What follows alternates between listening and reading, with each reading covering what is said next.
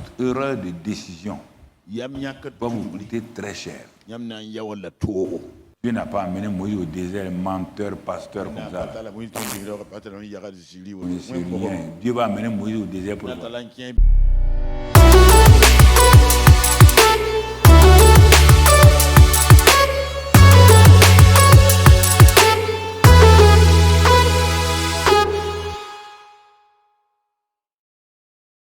Dans la Bible en particulier, je vais résumer puisque vous connaissez ça des années, on étudie toutes ces choses-là.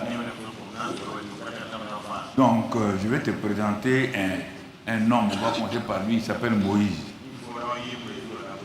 Et Moïse, là, a été choisi, établi par Dieu dès son enfance, révélé à sa mère, c'est un libérateur. Libérateur veut dire qu'il va passer par une situation assez complexe, compliquée.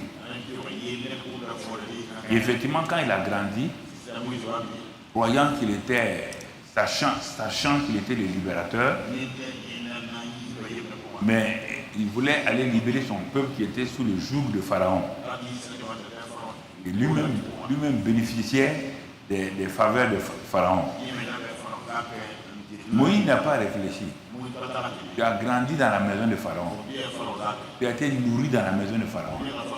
Pharaon t'a appris, on dit, tu étais puissant dans les paroles et les œuvres de l'Égypte. Tout ce que les Égyptiens connaissaient, toi tu connaissais. La magie et tout, c'est là-bas que tu as été élevé. Moïse n'a pas été élevé par ses parents. Ne contredis pas, Moïse a été élevé dans la magie de Pharaon. C'est écrit la Bible.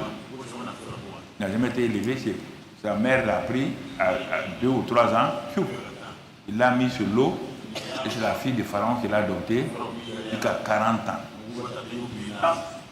À ces 40 ans-là, il s'est rappelé que sa mère lui avait dit qu'il s'en va chez Pharaon-là, mais il est le libérateur. Alors, comme Dieu aime rappeler les choses, quand les 40 ans arrivaient, Moïse a senti qu'il doit voir comment libérer son peuple. La question est là. Quand votre destinée commence à arriver, Dieu commence à vous révéler ce que vous devez faire. Mais maintenant, il y a 2 choses. Quelle est la volonté de Dieu pour que vous puissiez vous engager? Dans ce moment que les gens ne font pas le discernement, ils s'asseyent, ils font des calculs, on va faire comme ça, on va faire comme ça. Tu dis, ah bon, tu es appelé toi-même. Tout homme appelé à un cahier de charges. Dans le gouvernement, les ministres ont un cahier de charges. Le directeur de service a un cahier de charges. Le directeur commercial a un cahier de charges qu'on lui donne. Ce n'est pas lui qui établit ça. Et s'il veut réussir, il doit appliquer donc les lois commerciales ou les principes administratifs. Monsieur Moïse, tu as raison d'avoir ce désir d'aller libérer ton peuple. Oui, tu sens que tu es arrivé à un point où Dieu veut faire quelque chose dans ta vie. Et c'est ce temps-là qu'on appelle le temps de tourmente spirituel. On est tous passés par là. On ne sait pas qu'est-ce qu'on doit faire. Certains sautent pieds joints, mains joints. Ils abandonnent leur travail. 1, 2, 3 sont dans le ministère. Mon ami, il y a un jeune homme qui devait passer son doctorat. Et comme c'était un jeune vraiment spirituel, il priait beaucoup, cherchait la volonté de Dieu. Donc il s'est préparé avec ses camarades pour le doctorat. À quelques temps donc de doctorat, il a senti une force en lui, comme si il devait démissionner et tout. Il est parti voir ses professeurs.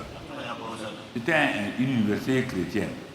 Ils lui ont dit, jeune homme, il te reste quelques jours pour passer ton doctorat.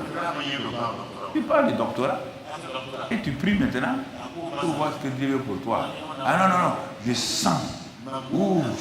C'est insupportable. Ils ont dit, jeune homme, Satan qui est en train de te flatter pour te créer problème. Il est parti voir ses camarades. Ses camarades ont dit la même chose. Pour tout cela, on sait que Dieu nous a appelés. Mais le moment là, on est à la destinée naturelle. Contente-toi, passe ton examen et après, bon, tu vas t'engager à mi-temps, tu vas continuer ton travail, mais tu t'engages à mi-temps et tu fais le travail et tu vas de l'avant. Bon, il a écouté à moitié. Et puis, bon, la force était, comme lui, Dieu ne peut pas forcer quelqu'un. Jamais. Si quelque chose te force, ce n'est pas Dieu, c'est Satan. Sauf s'il y a un danger. Sauf s'il y a un danger. S'il y a un danger, Saint-Esprit peut t'avertir. Quand tu fais comme ça, le danger passe. En dehors de ça, là, pour ta vie, là, Saint-Esprit ne te dira pas, tu fais comme ça, sinon tu vas mourir, Dieu va te frapper. Tu vas te frapper pour quel intérêt avec toi? Dieu et ton camarade, vous causez ensemble, non? Ou bien vous allez au marché ensemble. Il faut arrêter ces idées qui vous détruisent. Alors, il n'a pas passé l'examen. Les autres ont passé. Et bon, ça a bien marché. Au bout de 10 jours, 15 jours, la tension a baissé en lui. La tension a baissé. Il va vers ses professeurs. Ils ont dit, ah non, on t'a dit, on ne peut plus faire un truc pour toi. Les camarades ont dit, mais maintenant tu pleures là-haut. C'est pourquoi? Ces pleurs là, c'est quoi? C'est ainsi qu'il a commencé à rétrograder. Et il est devenu un chrétien rétrograde. Ne vous aventurez pas. J'ai vu ici des gens qui travaillaient dans des institutions qui sont venus me voir. Ils ne sont pas du centre. Ah oui, Dieu m'a appelé. Il est meilleur après. Il a fait venir Jésus, non? Jésus a fait, c'est 3 vues qu'il a fait. 30 ans. Alors pourquoi tu es pressé? Tu es plus pressé que le roi des rois. C'est toi qui vas sauver la terre là. Ah mais pasteur, c'était à l'OPTT, on appelait ça PTT à l'avant. Poste télécommunication, télégramme. Voilà, poste télécommunication, télégramme. Ils ont démissionné. Quelques temps plus tard. On n'a pas à manger. Tu n'as qu'à mourir. Il faut mourir. Il faut mourir. Hein? Il y a plein comme ça que j'ai vu. Ils sont tout le temps au ministère de l'administration territoriale pour avoir un récépissé de reconnaissance. Quand ils ont fini, ils mettent le récépissé là dans l'enveloppe. Ils envoient à Papa Karambiri. Oh oui, on a été reconnus. Vraiment, le ministère est grand, hein? Le ministère comme ça. On ne sait pas comment on va faire. Moi, je ne suis pas le ministre de financement des ministères. Il dit, mais vous voulez que je fasse quoi? Dieu t'a appelé. Dieu ne peut pas te donner l'argent. Il faut démissionner. Pas démissionner. J'ai dit à beaucoup de jeunes hier avant-hier, ils m'assaillent là. Oui, je ne suis pas votre pourvoyeur. Je ne veux pas prendre l'argent du centre là, vous donner tout le temps. Ceux qui sont ici là, ce sont des chrétiens comme vous. C'est par la foi qu'ils s'engagent. Moi, je ne veux pas prendre leur argent tout le temps pour donner à vous. Comme je vous ai beaucoup aidé là, vous voulez abuser de ma bonté. Je refuse. Hier, j'ai répondu à des gens comme ça, nombreux, venant du Burkina, de partout. J'ai dit non, on va arrêter ça. Ça ne vous sert pas. Pourquoi j'ai dit tout ça là? Monsieur Moïse est parti, échec et mat. Sa vie après un recul de 40 ans. Toute erreur de décision va vous coûter très cher. Dieu n'a pas amené Moïse au désert, menteur, pasteur comme ça. Dieu va amener Moïse au désert pour pourquoi? Quelqu'un est parti s'engager, il a échoué. Il a échoué. Il a eu peur. Il a fui. Où tu vois que Dieu a pris un fouet pour chasser Moïse au désert.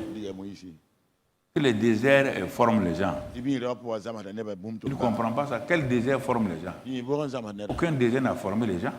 Ce sont tes erreurs qui forment. Et parfois, dans un environnement hostile qu'on appelle désert, tu n'entends plus Dieu, tu ne vois plus Dieu, et tu es là, rien ne marche. Même tu peux ne pas aller au désert, tu es dans le désert. Le désert, c'est un environnement hostile au progrès spirituel et que tu dois rester tranquillement pour attendre la présence de Dieu, le repos de Dieu. Voilà. Donc quand tu fais ça, le Saint-Esprit viendra te dire, je suis là. Rentre dans le repos du Père au nom de Jésus. Maintenant, voilà ce qu'on va faire ensemble pour que tu puisses aller de l'avant.